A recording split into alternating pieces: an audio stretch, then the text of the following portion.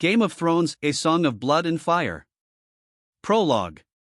In the dark lands where winter always lurks beyond the mountains, and summer is but a fleeting sigh for the weary earth, there exists a world woven of honor and treachery, love and hatred, fire and ice. It is a world where every oath may turn into a dagger in the back, where kingdoms rise and fall, and men fight for power as if the fate of creation itself depends on their cruelty. This world is called Westeros. And its story is the story of the Game of Thrones. Chapter 1. The Bloody Tapestry of Kingdoms. At the center of this tale lie the Seven Kingdoms.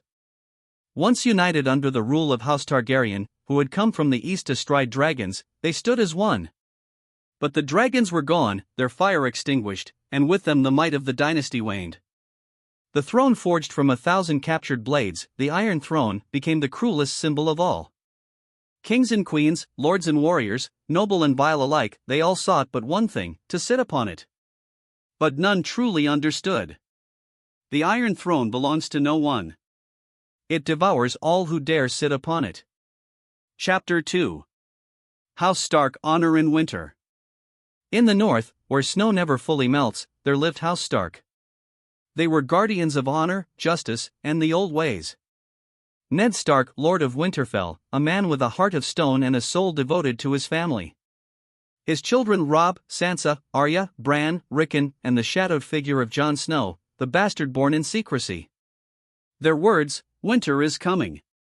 And those words were not merely a warning of cold. They were prophecy. Chapter 3. House Lannister, Gold and Blood. In the west rose House Lannister. They gleamed with gold and glory, yet beneath their shining masks lay hunger for power. Tywin Lannister, master of schemes, father to the ruthless Cersei, the proud Jaime, and the sharp-minded Tyrion. Their words, "Hear me roar." But the world knew their truer rule, a Lannister always pays his debts. And often those debts were paid in blood. Chapter 4. The Birth of Conflict. When King Robert Baratheon summoned his old friend Eddard Stark to serve as Hand of the King, the realm began to tremble. From the north to King's Landing stretched long shadows of betrayal. In the heart of the capital thrived corruption, whispers, and bloody secrets. Ned Stark, honest to the bone, could not survive in a nest of vipers. And so his honor became his doom. Chapter 5. The Fire and Blood of the Targaryens. Across the narrow sea lived the last of House Targaryen. Viserys, cruel and weak, consumed by dreams of power. And his sister Daenerys, a fragile girl who would grow into a queen, mother of dragons, breaker of chains. Sold as a bride to a Dothraki warlord, she began as a pawn, a victim. But fire was born within her heart. And with the hatching of 3 dragons from stone eggs, a new power entered the world. Chapter 6. The War of the Five Kings. After Ned Stark's death, the realm drowned in war. His son Robb, the young wolf, was crowned king in the north.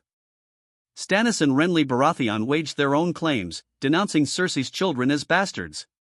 The Greyjoys sought conquest. And Joffrey Baratheon, the cruel boy king, turned the Iron Throne into a throne of terror. Blood soaked the fields, swords sang their deadly song, and kings fell one by one. Chapter 7. Shadows Beyond the Wall. Far in the north, beyond the wall, a greater threat stirred. The White Walkers, ancient beings of frost and death, forgotten by men but not by time. They raised armies of the dead and marched south. The only shield of humanity, the Night's Watch. There served Jon Snow. There he found love in Ygritte, the wildling with fire in her heart. There he became a warrior, a leader, a man chosen by fate. Chapter 8. Betrayal and Blood. In Westeros nothing endures but betrayal. The Red Wedding became the darkest symbol of treachery. When the Starks trusted the Freys and the Boltons, they were slaughtered during the feast.